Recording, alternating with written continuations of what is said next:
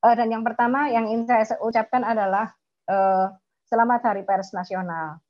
Semoga tetap menjadi pilar yang kuat untuk demokrasi di Indonesia karena dianggap sebagai satu dari 4 pilar demokrasi. Ini kalau toh misalnya langsung saja to the point. Kalau misalnya di dalam mata kuliah saya itu kan ada mata kuliah analisis wacana media. Di dalam analisis wacana media itu salah satunya membahas soal pers sebagai pilar demokrasi. Nah, ada tiga pilar demokrasi lainnya ya, yang seperti yang sudah kita ketahui, legislatif, eksekutif dan yudikatif.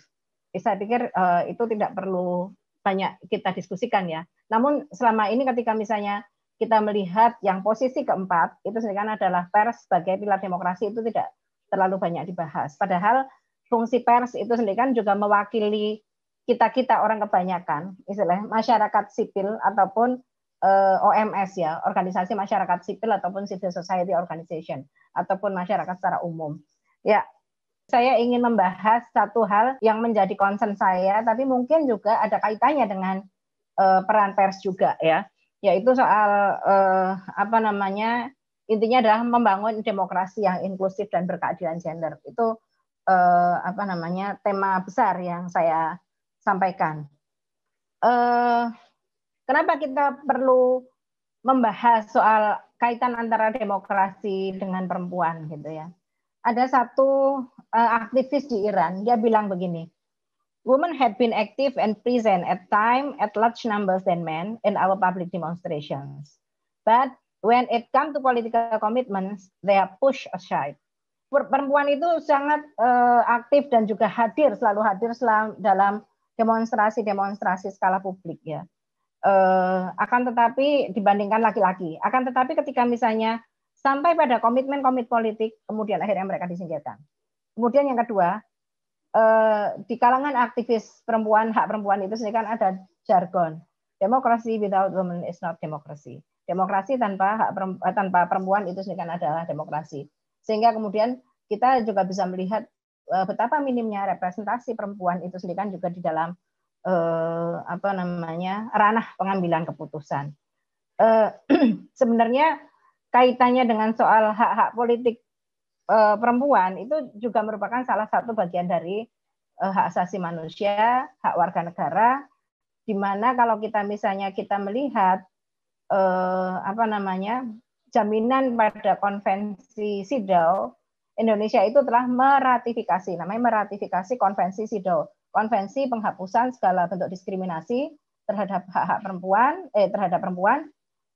melalui Undang-Undang Nomor 1 Tahun 1974. Isinya namanya konvensi CEDAW.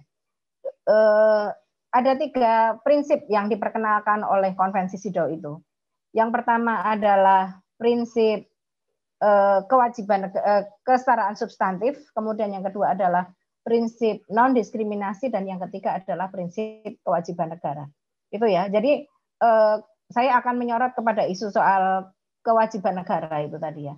Bahwa negara dalam hal ini juga pemerintah dan juga seluruh elemennya itu disebut dengan istilah duty bearer. Sementara masyarakat seperti kita itu disebut sebagai claim holder. Sehingga kita harus tahu hak-haknya itu supaya apa? Supaya kita bisa mengklaim apa yang menjadi hak kita yang itu seharusnya difasilitasi ataupun setidaknya dijamin oleh penyelenggara negara melalui aturan-aturannya, gitu ya.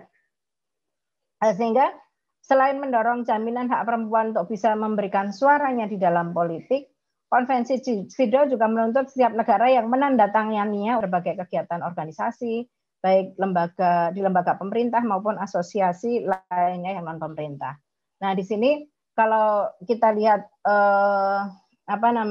jaminannya ada di mana? Itu ada di pasal 7 dan 8 Konvensi CEDAW. Di sana ada jaminan-jaminan yang harus dipenuhi, itu di antaranya adalah hak untuk memilih dan dipilih, berpartisipasi dalam perumusan kebijakan pemerintah dan implementasinya, memegang jabatan dalam pemerintahan dan melaksanakan segala fungsi pemerintah di semua tingkat, berpartisipasi dalam organisasi dan perkumpulan-perkumpulan non pemerintah yang berhubungan dengan kehidupan politik dan publik, kemudian juga mewakili pemerintah pada tingkat internasional, berpartisipasi dalam pekerjaan organisasi-organisasi internasional. Itu kira-kira hak yang dijamin ya. Jadi ada kaitannya dengan persoalan keikutsertaan kita ataupun jaminan bahwa perempuan terbukanya ruang-ruang publik bagi perempuan itu menduduki jabatan-jabatan publik tertentu ataupun juga terlibat dalam proses pengambilan keputusan. Satu hal lagi, kenapa itu penting? Keterwakilan perempuan, misalkan atau jaminan keikutsertaan perempuan dalam pengambilan keputusan itu penting karena tadi ya jargon yang pertama kali saya sampaikan, democracy without women is not democracy.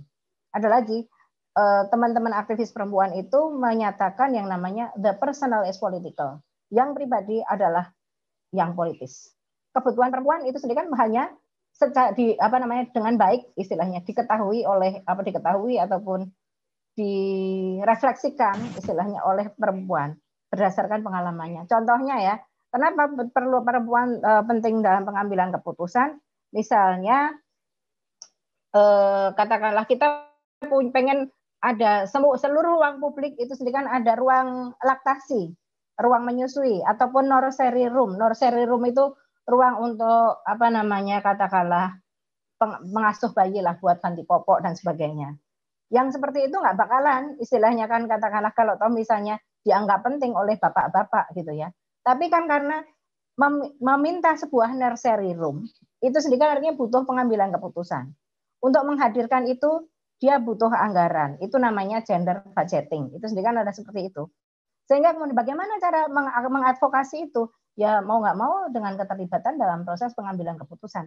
Singkatnya begitu ya.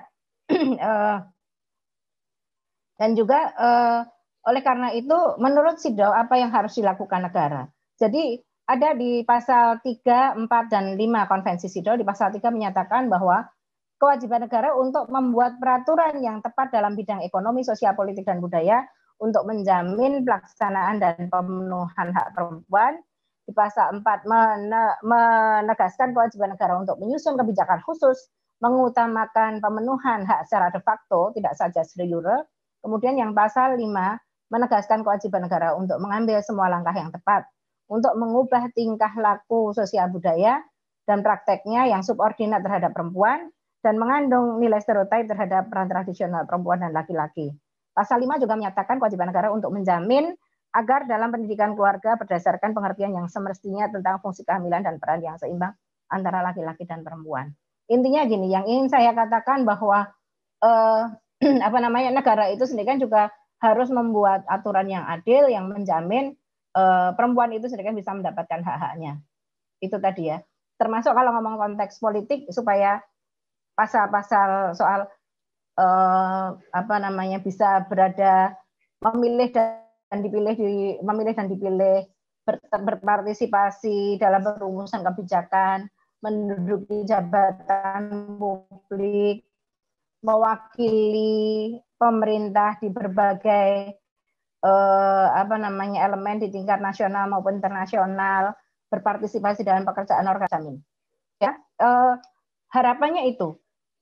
Dan oleh karena itu, karena ada masalah persoalan yang terjadi di masyarakat, itu sehingga kemudian akhirnya untuk menjamin semuanya itu setidaknya ada 2 hal yang harus dilakukan.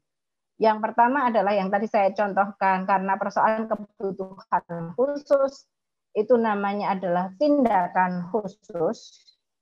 Sementara kalau misalnya, ini jumlahnya laki-laki dan perempuan di DPRD nggak seimbang dan sebagainya, itu namanya tindakan khusus sementara. Ketika kita punya aturan yang namanya affirmative action, itu yang disebut dengan soal tindakan sementara. Kenapa tindakan sementara itu penting? Karena apa? Supaya bisa mencapai namanya kesetaraan tidak saja de jure, tetapi juga de facto. Istilahnya ada gender balance lah, istilahnya perimbangan jenis kelamin antara laki-laki dan perempuan dalam pengambilan keputusan. Intinya itu. Nah, jaminan hukum lainnya terdapat dalam rekomendasi umum PBB nomor 25 tentang kehidupan politik dan publik, dan kemudian rekomendasi umum nomor 25 tentang pasal 4 ayat 1 tentang konvensi penghapusan segala bentuk diskriminasi terhadap perempuan. Itu Dan kemudian kita lihat ya tadi beberapa jaminan-jaminannya. Karena Indonesia itu sudah meratifikasi konvensi CEDAW, sehingga kemudian akhirnya kita itu sendiri kan legally binding. Legally binding itu secara hukum terikat dan harus meneruskannya pada aturan-aturan tertentu.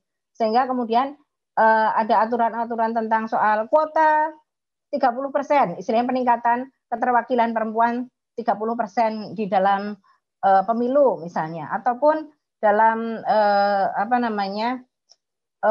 jabatan-jabatan kepengurusan parpol, mulai dari paling bawah gitu ya, mulai dari ranting cabang sampai di tingkat pusat dan sebagainya, itu termasuk affirmative action. Dan saya kira itu yang dilakukan oleh Pak Ujang bersama kawan-kawannya ya, KPU, Pak Ujang, ataupun itu dipastikan oleh Bawaslu bersama teman-temannya itu tadi.